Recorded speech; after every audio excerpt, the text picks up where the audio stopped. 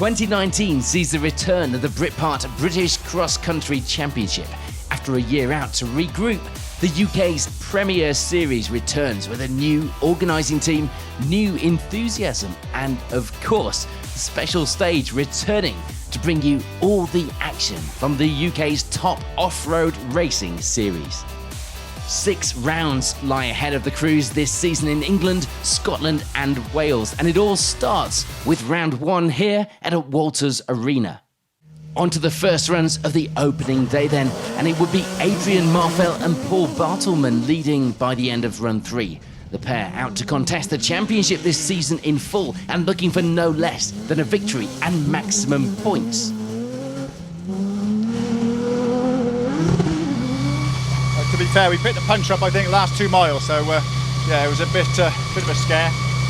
That's all right, we did a good time, I think. We did a 13:23, so that's all right, not bad, yeah.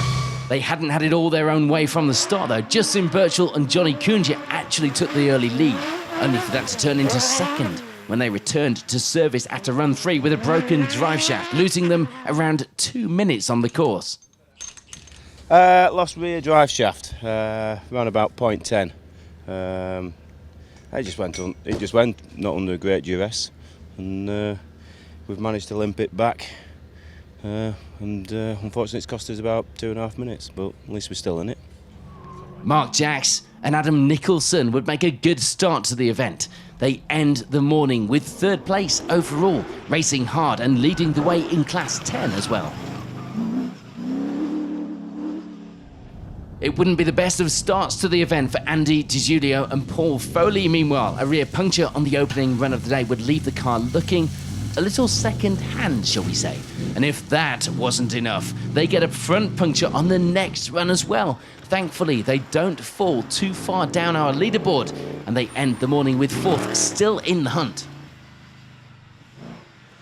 24 seconds back from DiGiulio on the results would be this man, Mike Moran. Tony Coyd alongside this weekend, and things were going well for the pair. No incidents or dramas to report, although they were trying out there, mounting a couple of tractor tyres in one of the runs. Thankfully though, without any issues. Yeah, well, to be honest, Justin must have had a problem when we caught up with him, but we weren't going to let him get away. Don't know if he's had enough. Of course, us being old people, we're just driving round, having a little bit of a laugh, not taking it too seriously, honest. It would be the lead in Class 6 for Ian Gregg and Adam Evans. The pair actually the only ones in the class, but that wasn't taking away from their 6th place on the overall leaderboard at this stage. Not just fighting against the clock then, some good pace from the pair. For Richard Wynne Williams and Matthew Lowe, it would be 7th. A little way back from Greg on the leaderboard, and as far as the times were concerned as well though, so it didn't look like it would be an easy task to catch any positions up without any problems up ahead, but they were there to pick up the pieces if so. Meanwhile, it would be a new car for Ocean Riley and Dave Hooper this weekend, turning a wheel for the first time on the loose on run 1 today. They make a good start to the event, leading the way in Class 5 and 8th overall. Not a new car for Andy Powell and Mason Kershaw, but they would still be getting used to a relatively new car this weekend. They do miss a junction in the first run of the day, stalling the car and losing them some valuable time, ending the morning as a result with 9th. And rounding out our top 10 leaderboard at this stage were Martin and Aston Cox. Although it wouldn't be them for long. They were sharing the driving of the car this weekend early on, but it wouldn't last. Martin decided he didn't fancy getting wet, only doing the first run in fact. It was a new car for the pair this weekend. The engine on their regular car wasn't ready in time, so it was taking a bit of getting used to. In the top of some of our classes outside the top 10 then, it will be 3rd in Class 10 for Richard Kesey and Kevin Arnott. The car looking good in its new colour scheme thanks to Richard's business, Staffordshire Signs, one of the sponsors in fact of the championship. Phil Ibbotson makes a welcome return to the driving seat this season after a couple of years in the other seat, this time with a new co-driver himself. Karina James showing him the way round this season. They start the day well as well, 12th place on the leaderboard. And things were going well for Phil Bayliss and Lance Murphy, leading the way in Class 3 at this stage in the event, out in their old car this weekend, and one of a number of sponsors of our championship also competing this season. Phil's business, Old Forge Garage, with its name above the door. And things would also be going well for Chris and Oliver Speakman. A full rebuild over the winter months had the car in perfect order, and it was paying off with a good start to the weekend in the lead of Class 4. Slip edge loose underneath the car. Everything else is starting to run well. First 2 runs we've had a couple of flat tyres, so this was more about keeping it, making sure we avoid any big rocks really more than anything. But yeah, so we've had a good clear round. So I just pulled over to let the guy through. He was a lot quicker than us, so just lost about 30 seconds there. But yeah, good run altogether. A little frustration here though. Things weren't going quite so well for Ian and Gary Bartlett. The car clearly suffering with a misfire of sorts out on the morning runs. Sadly, something that wasn't seeming to get any better as the day went on. And Dave Marsh and Ashley Cackett would be one of a couple of entries this weekend for Bowler. The pair ending the morning with second in Class 3, 18th on our overall leaderboard. There would just be the one crew in Class 9, so that was for Richard Green and Richard Griffiths to lose this weekend. They were going well though, the times coming down stage by stage, perhaps their eyes on the overall leaderboard. It would be a tired, meanwhile, Chloe Jones and Tom Gray leading the way in Class 7. They come straight to the event after getting back from an FIA race in Abu Dhabi. They hold the class lead though, 20th overall. Not bad, with their eyes half closed. Just the one crew in Class 2, so it would be the lead there for Tom Harris and Ryan Mansfield. Their recently acquired car had been competing in stage rallies prior to this, so it would be a good test of its endurance and perhaps its abilities. Things not going to plan though for Toby Jefferson and Peter King. As was evident from their 22nd place on the leaderboard, they were getting punctures every other run, having to stop and change them in the course. They end the morning way back from where we would have expected them to be. And if we thought things were going bad for Jefferson, they were going even worse for others, including Paul Rowlands and Andrew Smith, already showing signs of damage to the front wheel and a puncture to the rear. And it would be those combined that end up with the pair rolling the car on the downhill section of the course. They do get going again, but with a maximum time and some damage to fix. There would be bad luck too for Rob Boole and Victoria Vaughan. This time though, the pair wouldn't be continuing. They break a prop shaft on run 3, meaning they take out the brake lines and damage the gearbox in the process and end their event. Last-minute preparations on the car would see Jonathan Damrell and David Earls start the event with an untested engine. Overfueling was a bit of an issue, but apart from that, given that they'd been preparing the car up until the 11th hour, things weren't going too badly. There would, though, be problems for Michael Wilson and Ian Letman. The event always going to be tough on the standard production cars among the entry, and this pair would end run 3 with a maximum being recovered back to the service area, having found out just how tough that course was. It was a similar story too for Steve Carroll. Sadly, though, the maximum on run 3 would be the last time that we would see him on day 1. He'd return the next day, though, to get some valuable seat time in the car ahead of a full championship campaign. Issues from the start mean it's a tough day for Jason Rowlands and Matthew Hall. They break the dry belt on run 1 and get another maximum on run 3, only managing one clean run before calling it a day. So it has been an eventful and attrition-filled morning here at the opening round of the Britpart British Cross Country Championship. The leaderboard at this stage at the very top of the results looked like this. Let's go on to the afternoon runs through the course then, and it would be the lead still for Adrian Marfell and Paul Bartleman. The gap at the top was getting smaller though, crucially, down to just 22 seconds overnight.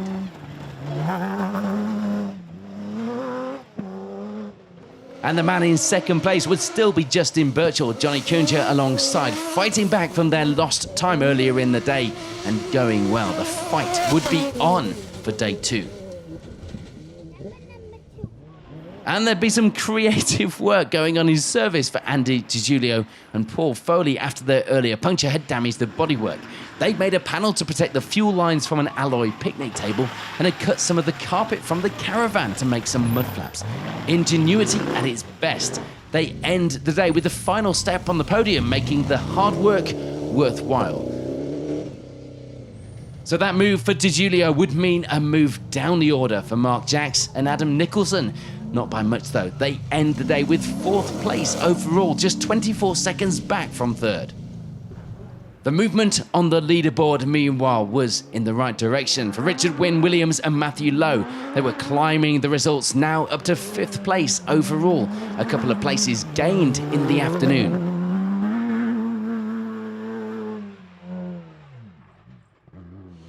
And it would be a similar story too for Andy Powell and Mason Kershaw.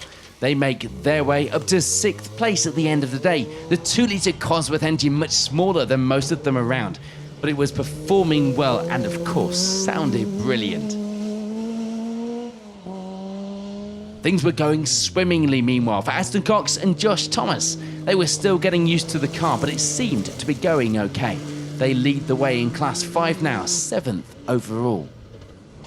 Richard Kesey and Kevin Arnott move into the top 10 now, climbing up to 8th place. The pair ending the day with 3rd in Class 10 as well. It was water pump issues holding Ryan and Darren Cook back a little this morning. Things looking a little better now though, as they move their way up the leaderboard into 9th place overall. And rounding out the top 10 now would be this man, Ian Gregg, Adam Evans alongside, a puncture not helping their progress. The car limping along with that tyre clearly trying to separate itself from the wheel and the car. And one crew who you really wouldn't want to mention punctures to would be Chris and Oliver Speakman. They get no less than 6 punctures. 2 damaged rims in the process as well through the opening day. They do make it to the end of the day's competition, but without any more spares, they'd have to retire before day 2. After their earlier roll, it would be business as usual for Paul Rowlands and Andrew Smith, putting in some good times now and lying in 2nd in the class as well as 15th overall. Paul, of course, sponsoring the championship as well this season with his company, Power Homes. With just the one crew in Class 9, it would be Richard Green and Richard Griffiths, of course, holding on to honours there. They were fighting just the conditions and the clock, but no others in the class to keep that result. 16th place on the overall leaderboard, though, for now. One notable crew missing from the top of our results would be Mike Moran and Tony Coyd. They don't make it in the final run of the day after having an argument with a tree, shall we say, and losing, and isn't that always the way? Round 1 coming to an abrupt end for the pair.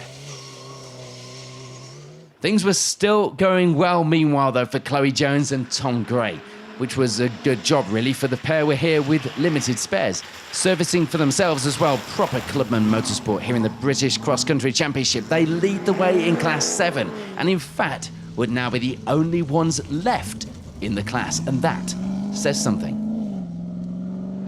Frustratingly, there'd be problems for this man, Phil Bayliss, with Lance Murphy as well. The car cutting out on run 4, losing them around 10 minutes in the course. Just put that into context. They keep going though, and they'd be ready to try and fight their way back up the leaderboard on day 2, but what a fight they would have on their hands. There'd be a few issues for Jonathan Damrell and David Earls still, but importantly, they were still going, and in 21st on our leaderboard now. No change in the class for Dave Marsh and Ashley Cackett. 2nd in Class 3, 22nd place overall now. And after a few years of getting wet, this season will be the first time with a windscreen for Ocean Riley and Dave Hooper. But ironically, the wipers would fail, and couldn't you have expected that? That wasn't to be the worst of their problems, though. The pair get themselves 2 maximums at the end of the day, lying in 23rd overall with it all to do. And the breakages on the car would continue for Michael Wilson and Ian Letman, losing a few minutes in run 5, ending the day with 24th overall.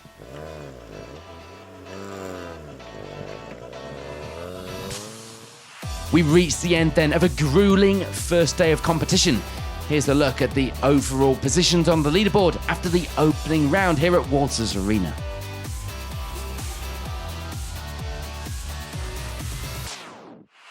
We head into day 2 then, and we'd still see Adrian Marfell and Paul Bartleman fighting to keep hold of that lead. Things going well though, the pair finishing the morning with a good 32-second advantage in that position. Part of the reason for that would be a puncture for Justin Birchall and Johnny Kunja. They were trying their hardest to climb back up the leaderboard, but things were not exactly going quite their way at this time. As you can see, second place for the pair now. Andy DiGiulio and Paul Foley, meanwhile, were managing to keep hold of their third place at this stage. But the problems weren't over yet for the pair. The gear lever snapping off on the first run of the day, needing to use a socket bar as a makeshift lever. And it will be a late night for Mark Jacks and Adam Nicholson. They find a problem with the diff while washing the car down at the end of the first day. Borrowing a welder from Ian Gregg, showing proper Clubman Motorsport spirit. They work late into the night and they do get it sorted and back out for day 2 though. Pretty tired, as you can imagine, still keeping hold of 4th place for now though, so a pretty heroic effort so far. And no change through this morning's runs for Richard Wynne Williams and Matthew Lowe. They managed to keep hold of 5th place for now. The gap ahead looking too big, so they just had to hold off any charge from behind. And the crew leading that charge from behind was Andy Powell and Mason Kershaw. They were having a few issues themselves with the CV boots on the car, but it wasn't affecting their times. They were on a big push and they had their eyes firmly set on that position up ahead, held by Richard Wynne Williams. No progress on the leaderboard though for Aston Cox and Josh Thomas. They were putting in some good times though and still getting used to the car. They end the morning with that 7th place that they'd held overnight. And it will be a similar story for Richard Kesey and Kevin Arnott as well. They keep hold of that 8th place and 3rd in Class 10 after the morning's runs. One crew making a move the right way on the results though this morning would be Steve Smith and John Griffiths. They move into the top 10, taking 9th place at this stage. And there's change as well in that 10th position. We see Phil Ibbotson and Karina James getting on the pace and stepping up a couple of places to end the morning with 5th place in Class 8 and 10th overall in that enigmatic Metro. We would, though, lose Jonathan Damrell and David Earls. A good fight so far, but the bearing on the prop shaft breaks, smashing the gearbox to pieces and the exhaust as well for good measure on the very first run of the day. So with just a couple of runs remaining in the course here at Walters Arena to try and change those results around, here is how the leaderboard is looking at the opening round.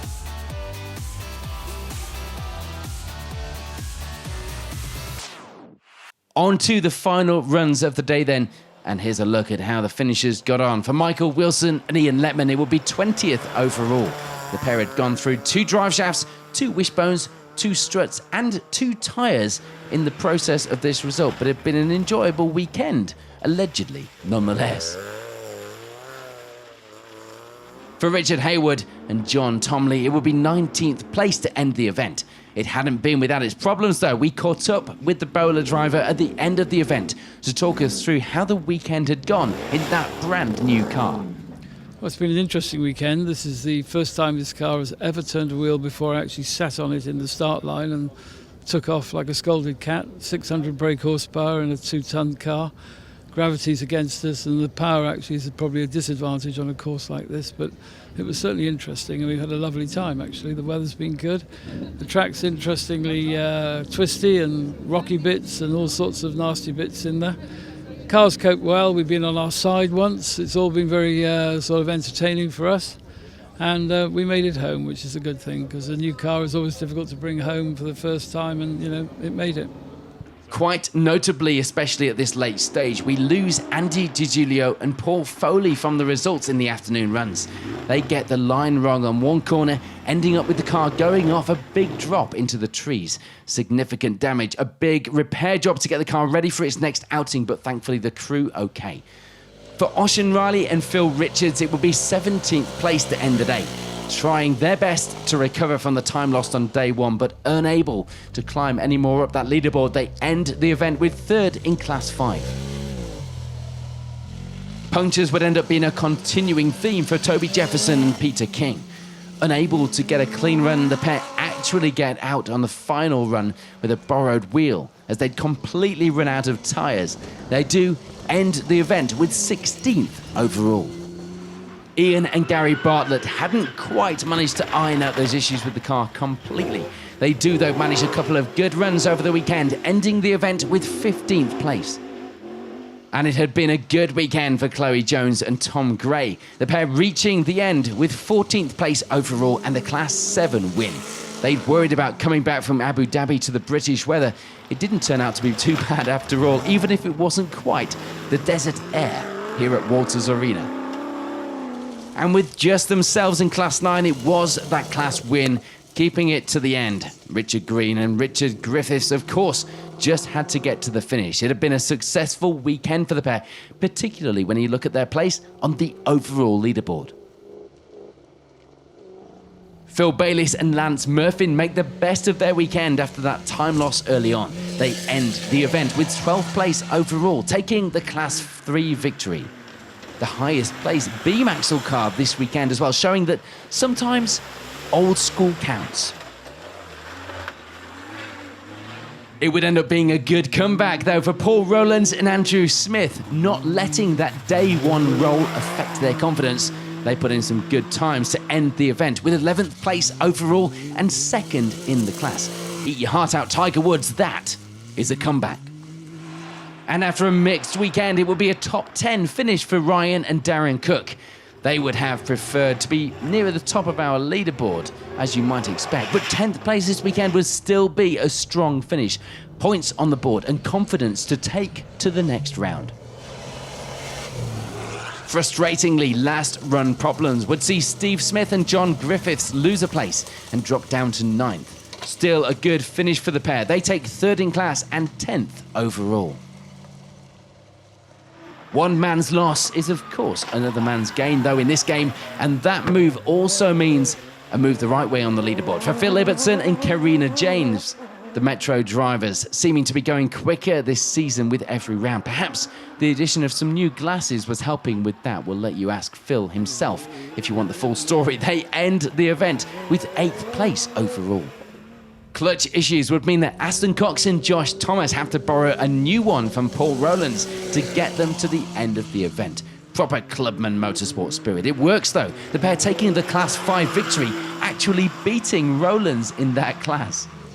It was a great weekend for Richard Kesey and Kevin Arnott, and it would see them taking 2nd place in Class 10 from round 1. They end the event with 6th place on our overall results as well. It was a puncture on the final run of the day, though, knocking Richard Wynne Williams and Matthew Lowe out of that 4th place. They get to the end of the event, taking 5th overall. A bit of damage limitation late on today. But that, of course, means that Andy Powell and Mason Kershaw managed to gain another position in that final run, promoted up to 4th with that puncture for Wynne Williams. Certainly happy with their performance and that result this weekend. Let's head on to our podium finishers then, and there will be no change to the results for Mark Jacks and Adam Nicholson. They keep hold of that podium position to take 3rd overall. The Class 10 victory going home with them as well. There'd be nothing, though, that Justin Birchall and Johnny Cunha could do to get back that lead that they'd held at the start of the event. The pair trying literally everything, but they were held back with issues, eventually taking 2nd overall points here at the first round of the championship. So that, of course, means that it's victory for Adrian Marfell and Paul Bartleman. This weekend hadn't been without issue for the pair. A couple of punctures not exactly helping them extend that lead as much as they would have liked, but they do get through in one piece. They take a fairly convincing victory here at the opening round of the championship, but there is hope for a season-long battle ahead. So confirmation then of the final results here at Walters Arena. A good, dramatic battle right through the entry, but is Adrian Marfeld taking first blood this season? Yes, a bit of a stressful weekend actually. We've we've had a serious fight on our hands, and it's we've had a good result. Yeah, we've had some attrition, a lot of punches, broken a couple of wheels, a little of dilemma with the gearbox here to finish. So very thankful to have finished on top. Yeah, tough day. Certainly enjoyable event, well organised. Good team. Nice to see it back on the map. Yeah, so congratulations to the team for getting it back on the map, having had 12 months off. So yeah, all credit to them. Yeah, good start. Obviously, you pin your hopes on the first one, but hats off to Adrian. Drove extremely well. It's been a good battle. I've had a couple of electrical issues, and it's been hard. It's typical Walters. So I've only just picked up some punches today. So it's been a good weekend. Managed to pull it back, but I went out this morning to thought the first two I need to pull that 40 seconds back, and then I had a punch on the second, so I kind of resigned myself then to second place. Hey ho, still time. Good and bad. We were doing quite well until last night, and we were cleaning the car down, and we found out that the diff wanted to get out and play on its own somewhere else. So we were up till about 1 o'clock in the morning welding the front diff back in. But fair dues to Adam, the co-driver. He managed to get it all sorted. Big thanks to Ian Gregg for lending me the welder as well. So yeah, cheers guys. Thanks for that. And then today we pushed on. First of all, put some good times in this morning, but we've had to drop back because there's an issue with the car again. We're not really sure what, but get it back home, get it cleaned down, and have a look at it and find out what's going on with it. So that's it from round one. The second round of the championship heads to Forest Lodge in Scotland after a short break.